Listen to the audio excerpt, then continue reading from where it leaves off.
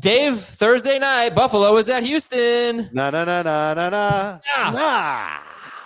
Okay. Second in yards per play, first in points per game. That is the Houston defense.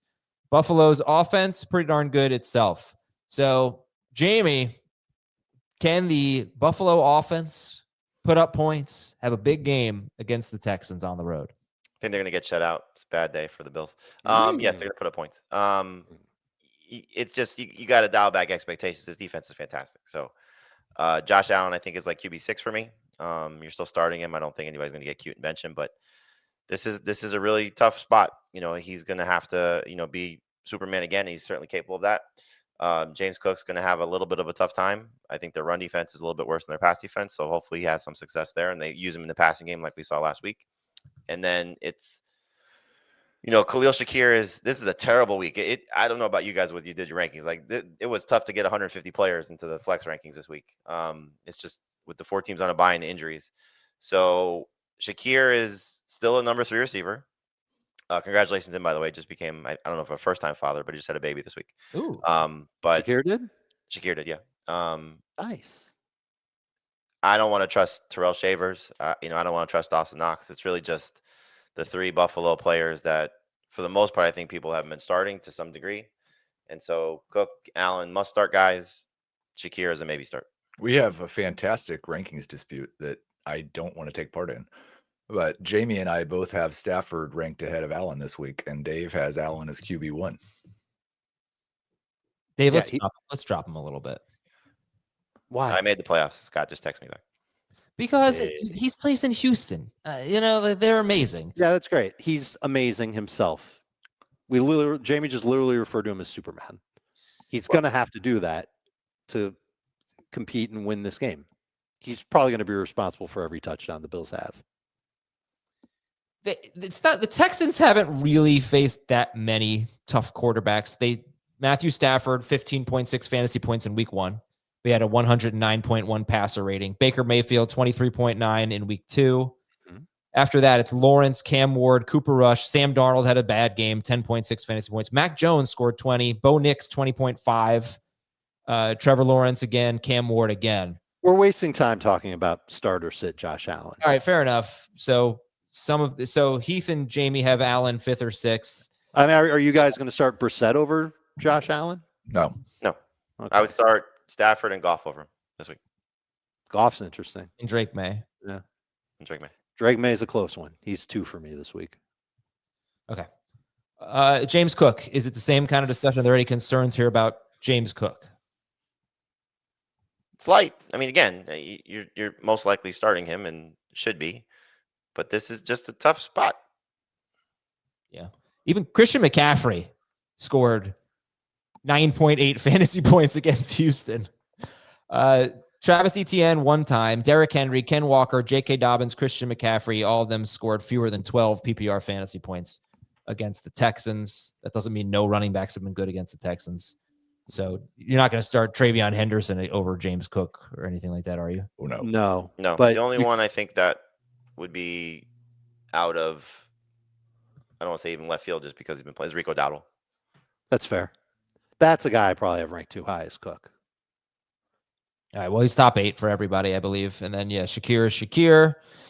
And on the other side, Woody Marks, baby. How we feeling about Woody Marks against this terrible Bills run defense? 5.36 yards per carry allowed to running backs. Heath, is it Woody Marks SZN?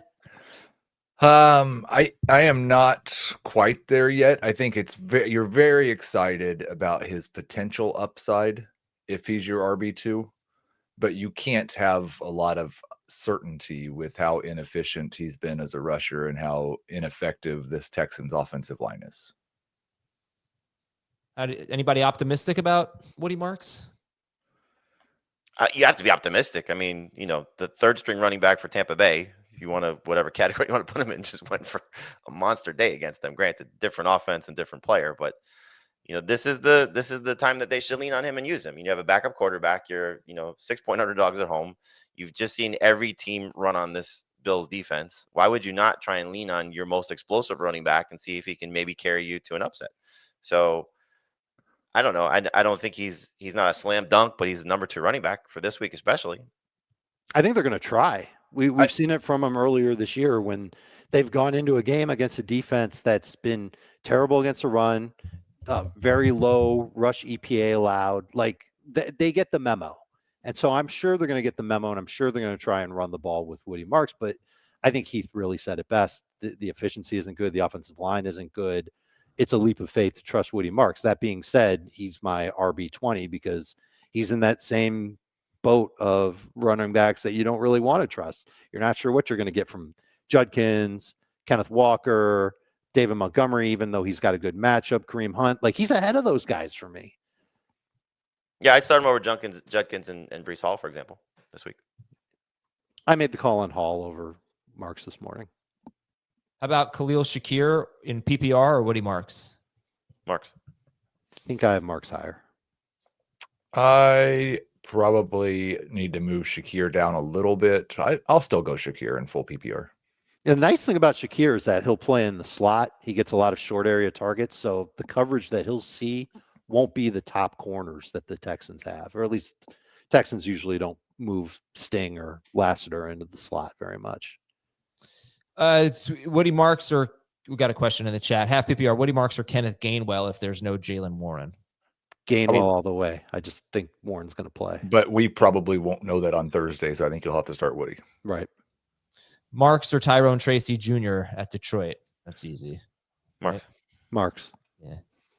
You got to go Woody Marks there. See if there's any more questions. I'll do Woody Marks, or I'll do some wide receivers. Woody Marks or Roma Dunze against Pittsburgh? I'll take Odunze. I'll take Odunze. That's probably the right move. All right. How do we feel about Nico Collins this week? Good Must game? start. Must Top start. 12. Agreed. How do we feel about Jaden Higgins this week? Not starting. I think, again, your theory, Adam, about stashing Thursday night players makes some sense when there's not guaranteed upside. But there's enough upside that if you have a deep enough bench, like I picked him up in our podcast league, just because there's a deep enough bench. It's a 14-team league.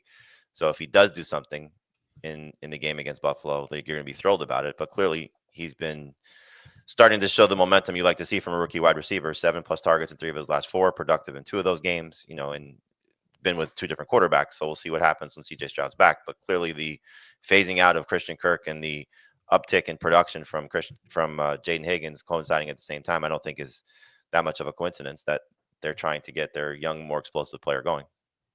Yeah. If you didn't see it on CBS Sports Network, I made the point that I don't love picking up guys who are playing on Thursday if I don't intend to start them, because once they play on Thursday, you lose a lot of roster flexibility. If there's something that happens late in the week, if there's bad weather in a game, if there's a late week injury, if there's just a matchup you don't want, or somebody that you want to pick up off waivers, that guy on Thursday is locked. You cannot drop him. So it's just something to think about. If you don't love a guy that's playing on Thursday, that's why I didn't really pick up Jaden Higgins. I knew I wasn't going to start him this week. So that's just kind of a weird thing. I think the flip side of that, obviously, is if you have faith in that player and they go off, like, you've beat the waiver wire. Absolutely. All right. So we'll talk about Schultz in a second here. Woody Marks or Michael Pittman? Just chat questions. Woody Marks or Michael Pittman? Pittman. Woody Marks or Alec Pierce in non-PPR? Marks. Mm-hmm. I got some good stats on Alec Pierce for tomorrow's show. Looking forward to talking about that. Woody Marks or DeAndre Swift? Swift. All right. Nico Collins or Teteroa McMillan this week? McMillan, Nico. at San Francisco. Yes. They're back to back for me. I would go Nico. I don't know how. Like Jamie talked about what a bad week it is. The main culprit for me is wide receivers. Like, I think it's actually a pretty decent week at running back. Wide receiver is an abomination. I can't imagine you're sitting one of those guys. All right. And then finally, Dalton Schultz, Jamie. Toughest matchup in fantasy for tight end, starter sit. I would try and sit him, but again, you're talking about a guy that's heavily involved in his offense and hopefully will continue to get targets. Just what we've seen, Exhibit A was last week. Tight end that no one drafted, that had been playing well, a big part of his offense, completely taken out of the game. Like, they're just good at doing this, So I thought Kate Otten would play well last week. I'm not going to fall for it again. I hope Dalton Schultz does well. I have him in several leagues. I'm forced to start him this week in several leagues. I just think like if you can pivot to Juwan Johnson, do so. If you can, if you started Schultz over Kyle Pitts, I had it ranked that way last week. I would go back to Pitts this week just based on the matchup. It's just going to be tough for Dalton Schultz. There's no way around it. But Buffalo is fantastic, tried and true under Sean McDermott more times than not. They just take away tight ends. But I think the key point there is Johnson's probably the one guy off the waiver wire you'd find that we would start over him. There's not still out there in 40% of leagues. Right. Not many other options. Okay. Well, let's just say you have two tight ends. Would you start Harold Fannin Jr. or Dalton Schultz? Fannin. Schultz. I've got Schultz. Fannin has also a bad matchup. It's not Buffalo, but they're at Las Vegas. Would you start Theo Johnson at Detroit or Schultz? Theo Johnson. Schultz as of now. Oh, come on, Dave. You could have said it. I was giving you a chance there. Don't believe it. Texans DST, Bills DST. Who do you prefer? The team playing Davis Mills. Oh, man. But the Texans they have been good every single week. They were good at the Rams, against the Bucks, at Seattle, against the Niners, against Denver. Every single week they've been good. I have the Texans, I think 12 and the Bills 13. I have them both top 12. I can make the case for the Bills, though, over the Texans. All right. The Bills have not been a very good fantasy DST. They don't give up a lot of points, but they're not doing the things that the DSTs need. Yeah, I mean, the real key is it's directly correlated to Woody Marks. If Woody Marks has a good day running the ball, Davis Mills won't have as many chances to give the Bills points. I mean, I could see the Bills scoring 3 fantasy points, but I could also see them scoring 15.